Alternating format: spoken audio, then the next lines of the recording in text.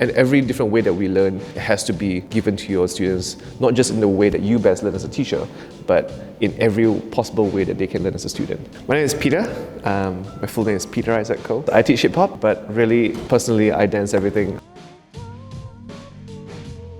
When I was my teenage years, like many other guys, I started dancing because of a girl. A girl left the picture and I stayed because I fell in love with dance. Just threw myself headfirst into it. No one understood it, parents didn't understand it, school didn't understand it. I just danced and danced and danced and danced. Didn't bother with anything else. I've always known ever since I started dancing that I would want to be a teacher. I don't know why I thought that. Perhaps I was very enamored with the idea of being able to inspire people and to get them to a new level, the same way that many of my good teachers have done for me. I guess back then as well, there wasn't as many opportunities for touring, be a backup dancer. I didn't fit that body type, I didn't fit that archetype. Even in my small communities, in church, in high school, later on in other commercial companies, I would always want to share, I always wanted to teach, and I always wanted to improve that alongside my dance. So it wasn't just me getting good at dance, it was also me getting good at teaching as well. I wouldn't say, I know I'm one of the few people who do it here. I didn't come out of that. I definitely was inspired to do so by a number of people internationally, as well as locally. I think shout outs to Arissa, I think she is another one who does that too.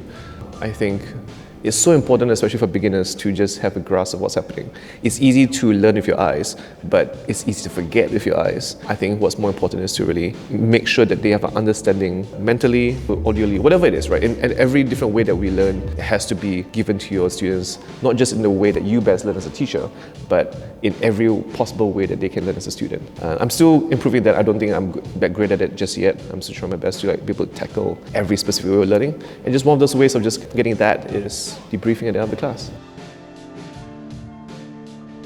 Shout out to every student, every other teacher who has a full-time job or juggling many things in life. I think all of us have so much to do, and I think very much in this generation, in this current time, we're all expected to grind. We all have that pressure in the back of our minds that we are not succeeding if we're not pushing ourselves.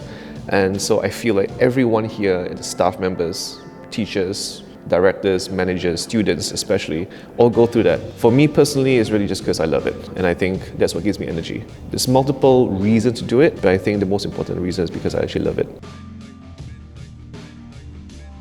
As a teacher that's getting older, I really think that I want to see more leadership and more yearning for my students to step up. I think it's very easy to be a student and just come in day out, or week in, week out, and just not want to contribute because you're just there getting a whole lot of quality lessons from your different teachers.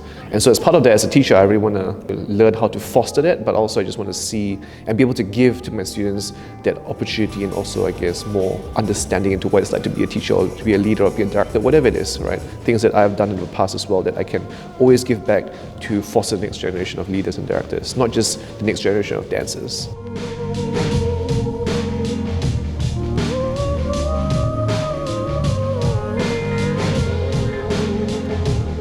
You like inspiring? Can I turn it off? Of course. Yes.